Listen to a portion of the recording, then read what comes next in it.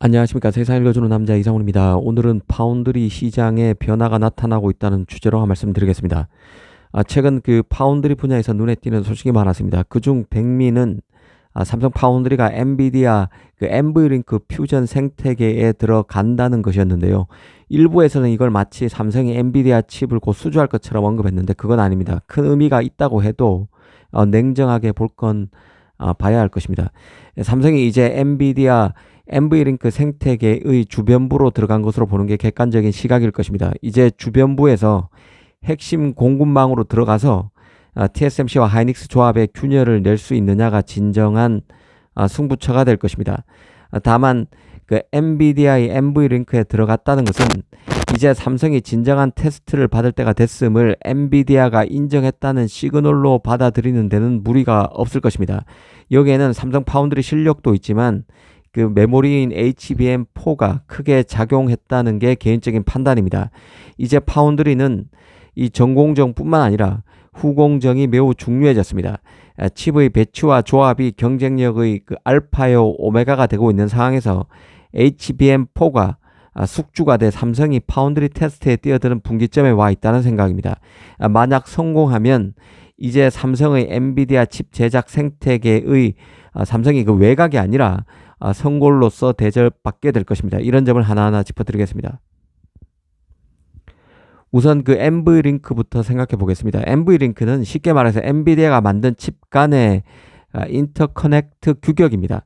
기존이 컴퓨터 보드에서 다양한 주변 장치를 연결하는 고속 입출력 인터페이스보다 훨씬 빠른 속도로 GPU와 GPU, GPU와 CPU 또는 GPU와 메모리 사이를 직접 연결하게 됩니다. 가령 호퍼 100이나 블랙엘 100, 그레이스 블랙엘 200, 루빈 같은 GPU 시스템이 모두 엔브이링크로 묶입니다.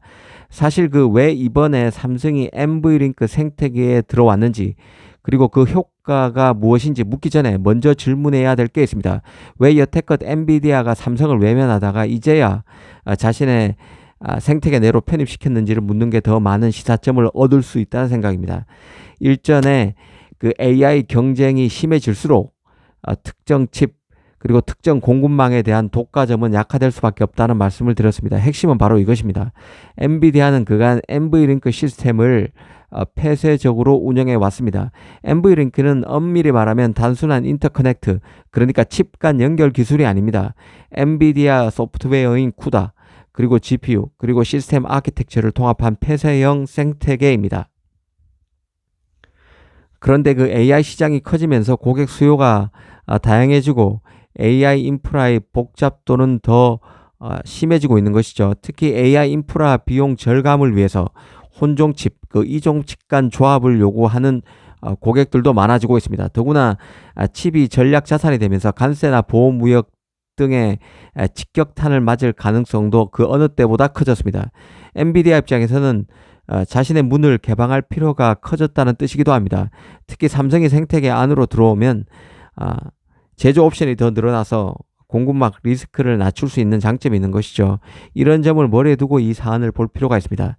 이 삼성 입장에서는 엔브이링크 생태계에 들어감으로써 엔비디아로부터 내부 인터커넥트 기술 사양을 공유받았다는 의미가 있다고 볼 수 있습니다. 즉 삼성 파운드리가 엔브이링크 규격에 맞는 칩을 만들 수 있게 됐다는 뜻입니다. 그 엔비디아와 기술적 호환성과 신뢰 관계를 구축했다는 의미로 볼 수도 있을 것입니다. 아시다시피 엔비디아는 모든 칩을 자체 설계해서 TSMC에 생산을 맡기고 또 TSMC의 후공정이자 그 패키징 전문 업체인 AS 등의 후공정 기술인 칩온 웨이폰 서브스트레이트 패키징 구조로 이 시장을 관리하고 있습니다. 엔브이링크 생태계 참여 기업 대부분은 현실적으로 인터커넥트 부품, 보드, 케이블, 테스트 장비 수준에서 엔비디아와 협력하는 경우가 대부분입니다. 한마디로 플랫폼 주변부 파트너가 대부분이라는 얘기죠. 삼성이 사실 이런 것을 원하지는 않을 것입니다. 하지만 냉정히 보면 초반에는 일단 밸류가 떨어지는 칩부터 맡게 될 가능성이 큽니다.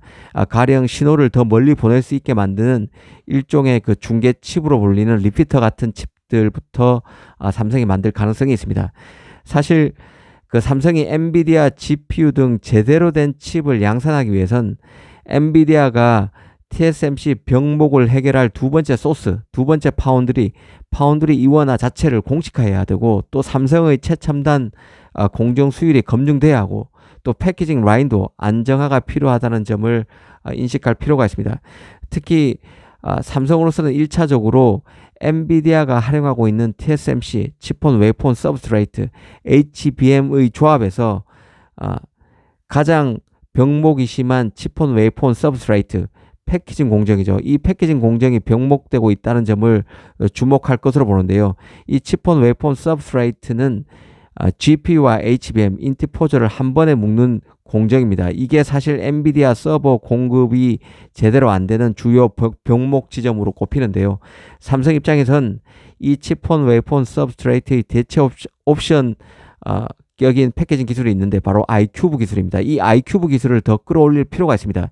칩온 웨이폰 서브스트레이트 설비가 부족한 부분을 공략하기 위해서는 이 대체 옵션인 iCube 기술을 더 끌어올려야 된다는 것이죠. 삼성의 패키징 기술입니다. 이 패키징 기술의 공정 안정성을 칩온 웨이폰 서브스트레이트 수준까지 끌어올려야 엔비디아 부름을 받을 가능성이 크다는 뜻입니다.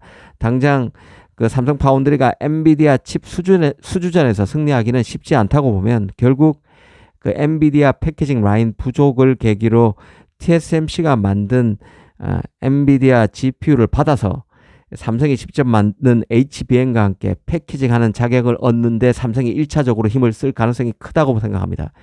그런 맥락에서 TSMC 독점을 막기 위한 패키징 기술인 iCube의 양산 안정화 그리고 NVLink 인증 통과가 핵심이 될 것이라는 판단입니다.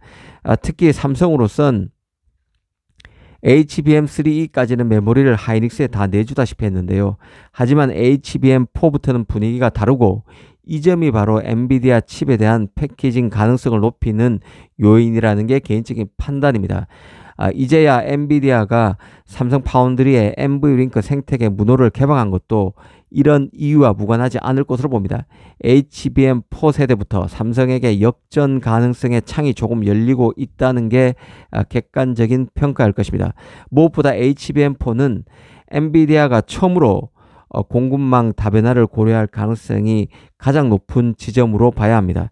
삼성이 여기서 칩 성능 그리고 열, 패키징 통합을 두루 잘 무난히 해내게 되면 TSMC 하이닉스 조합을 처음으로 위협하는 계기가 될 수 있다는 판단입니다. 이런 포인트를 염두에 두고 삼성의 엔비디아 NVLink 생태계 진입을 조망할 필요가 있다는 생각입니다. 감사합니다.